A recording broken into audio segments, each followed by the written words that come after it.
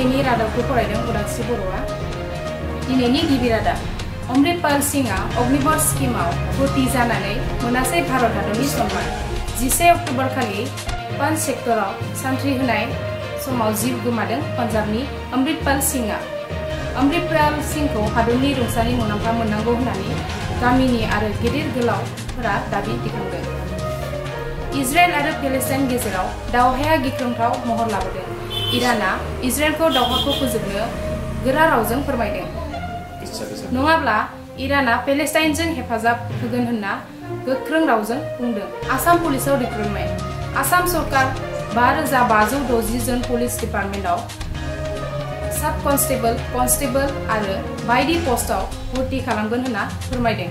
15 अक्ट'बरनिफ्राय 1 नभेम्बरसिम लागै वेबसाइटआव मुं थिसननाय सम थागोन होनना फोरमायदों।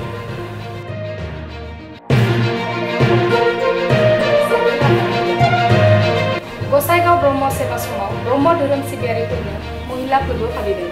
क'क्राझार निलिट एक्सटेनसन सेन्टारनि बानजायनायाव NECB 2.0 नि हाबाफारिखौ जागायबाय।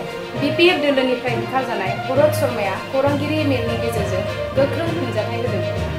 चीनआ 18 अक्ट'बराव हादरनि जौगाखां हारिनि अनजिमा फोसावगोन।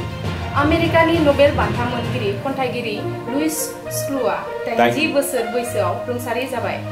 वेस्ट बेंकआव इजराइलनि सान्थ्रिफोरा हमासनि सा 230 उदखारिफोरखौ हमदों। फैगौ 5 बोसोराव मोनफ्रोम सहराव क'अपारेटिभ बेंक जागोन नखर मन्त्रि अमित शाहआ फोरमायदों। दिनैनि रादाबा एसेनोसै। भिडिअखौ नायनानै नोंथांमोना मोजां मोनोब्ला लाइक, कमेन्ट, साबस्क्राइब लोगोसे शेयार खालामनो दाबाव। गोजोन्थों।